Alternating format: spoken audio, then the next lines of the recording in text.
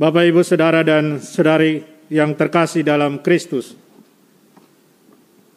Bacaan Injil yang baru saja kita dengarkan bersama sangat menarik untuk direnungkan kalau kita berbicara soal bagaimana kita mendekati Tuhan kita, bagaimana kita masuk dalam situasi kerajaan Allah. Tuhan Yesus katakan dengan jelas bahwa kalau kita mau masuk ke dalam kerajaan Allah, harus jadi seperti anak kecil. Pertanyaan pertama ketika saya merenungkan bacaan ini, mengapa orang-orang atau orang tua dari anak-anak ini, mereka mau membawa anak-anak mereka kepada Yesus untuk dijamah? Jelas mereka mau membawa karena mereka kenal siapa ini Yesus. Seorang pembuat mujizat, seorang yang luar biasa dalam menyampaikan sabda Allah yang membuat banyak orang bersuka cita. Karena itu tidak heran mereka mau supaya anak-anak mereka dijamah oleh Yesus sendiri. Supaya berkat boleh diterima oleh anak-anak tersebut. Tetapi kita lihat dari bacaan Injil mereka mengalami persoalan ketika mereka ditolak oleh para murid. Para murid menolak orang-orang tua ini yang membawa anak-anak mereka karena mereka kasihan dengan Tuhan. Sudah kerja keras, belum istirahat, dan mereka mau supaya guru mereka juga istirahat. Tetapi Tuhan adalah Tuhan yang Maha Kasih. Dia yang melihat kebutuhan dari orang-orang yang datang kepada Dia. Maka tidak heran Dia katakan, biarkanlah anak-anak itu datang kepadaku. Jangan halangi mereka. Dan Yesus pakai kesempatan ini untuk mengajar para muridnya dan semua yang ada pada saat itu. Dengan perkataan, sebab orang-orang seperti itulah yang empunya kerajaan Allah. Menarik, Yesus katakan bahwa yang mau masuk kerajaan Allah harus jadi seperti anak kecil. Apa yang hebat dari anak kecil? Saya kira kita sudah mendengar banyak renungan untuk hari ini. Anak kecil pastinya polos. Anak kecil pastinya jujur. Mungkin anak-anak kecil zaman kita dulu. Mungkin anak kecil zaman sekarang agak lain sedikit. Mungkin pengaruh teknologi yang luar biasa ini. Anak-anak kecil zaman sekarang ini kepolosannya hampir tidak ada lagi. Kejujuran mungkin kita pertanyakan sudah. Karena terlalu banyak YouTube. Terlalu banyak dengan medsos. Sehingga mungkin pada zaman sekarang orang tua akan bekerja lebih ekstra. Untuk bagaimana mengajar anak-anak mereka menyalurkan iman kepada anak-anak mereka. Mungkin pada zaman dahulu dengan tidak terlalu banyaknya pengaruh teknologi, mungkin lebih mudah. Dan juga orang tua zaman dulu mungkin beda dengan orang tua zaman sekarang. Kita harus jujur soal itu. Orang-orang tua zaman dulu, baik di kota besar maupun kota kecil, masih sangat-sangat kelihatan bagaimana mereka mempraktikkan iman mereka. Zaman sekarang, saya boleh katakan dari pengalaman saya, bahwa orang-orang tua zaman sekarang masih membutuhkan banyak-banyak pekerjaan rumah yang besar.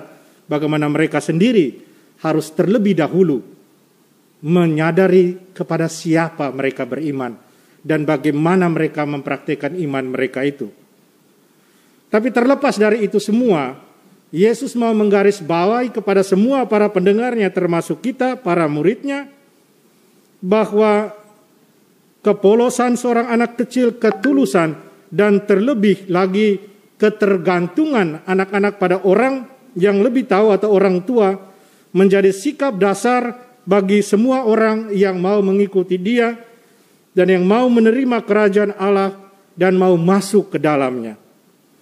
Karena itu Dia katakan, barang siapa tidak menerima kerajaan Allah seperti seorang anak kecil, ia tidak akan masuk ke dalamnya.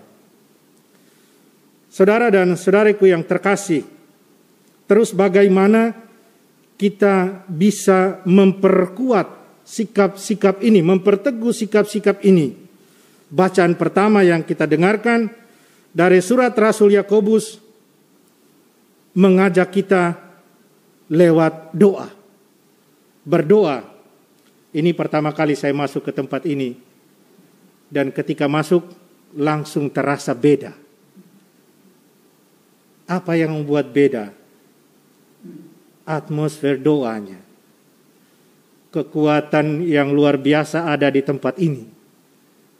Mengapa saya katakan demikian? Karena tempat ini ketika orang masuk, orang berdoa.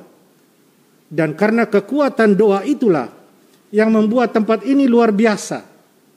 Yang membuat tempat ini dipenuhi dengan kekuatan dari Tuhan sendiri. Yang membuat orang ketika masuk ke sini merasa teduh. Merasa nyaman, damai. Dan dengan itu saya percaya, saya yakin akan menolong orang-orang tersebut. Akan kemudian juga bisa meresapi apa yang Tuhan Yesus minta.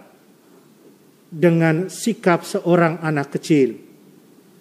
Menjadi jujur, polos, dan bergantung semua daripada Dia. Saya ingat ada 2 cerita. Yang pertama terjadi ada salah satu umat di Paroki Kristus Raja. Dia cerita kepada saya bagaimana seorang anak kecil. Dia katakan satu hari Minggu, bapaknya katakan, mari kita ke gereja, waktu itu sebelum pandemi. Kita ke HKY. Terus anak itu katakan, tidak Bapak, kita ke Kristus Raja saja, kita punya gereja. Hai, malas. Romo khotbah tidak enak di sana. Mari kita ke HKY saja. Anaknya sambung demikian. Bapak ke gereja cari Tuhan Yesus atau cari khotbah Romo? Bapaknya tidak ngomong, langsung katakan, mari sudah kalau begitu kita ke Kristus Raja saja. Kita punya gereja. Kemudian yang kedua, mungkin kita pernah lihat video tentang anak kecil Emmanuel yang ketika dengan menangis ketika dikatakan apa yang mau ditanyakan dari dia kepada Bapak Suci Paus Fransiskus. Ketika dia tanya, saya hanya mau tanya dengan menangis, tapi dia beritahu Bapak Suci di atas podium, dan kemudian Bapak Suci sampaikan kepada seluruh bahwa Manuel mau tanya apakah bapaknya masuk surga. Karena bapaknya ateis. Tapi kemudian Paus Fransiskus katakan, seorang bapak yang mendidik anak seperti ini, menurut kalian dia masuk surga atau tidak? Kemudian semua menjawab, masuk surga. Dari 2 cerita ini kita bisa lihat bagaimana sikap iman dari anak-anak kecil yang bisa juga dicontohi oleh kita yang sudah dewasa dalam iman, boleh dikatakan demikian. Saudara dan saudariku, semoga bacaan-bacaan suci yang kita dengar hari ini menolong kita untuk semakin menggantungkan hidup kita pada Tuhan. Percaya bukan hanya berarti kita mengucapkan kata saya percaya kepada Tuhan, saya beriman kepada Tuhan, tetapi lebih bagaimana kita menggantungkan hidup kita pada Tuhan. Itu bukan berarti kita ongkang-ongkang saja di rumah, duduk-duduk saja enak-enak, tidak. Itu berarti dalam setiap kerja kita, karya kita, usaha kita, kita harus selalu ingat bahwa semuanya itu Dia yang memberikan. Karena itu, apa yang Tuhan berikan itu, syukurilah dan bagilah sebagai rahmat juga dengan keluarga dan juga orang lain yang membutuhkan, yang ada di sekitar kita. Dengan itu, menunjukkan dengan jelas bahwa kita adalah benar-benar orang beriman, kita adalah benar-benar para pengikut Tuhan Yesus.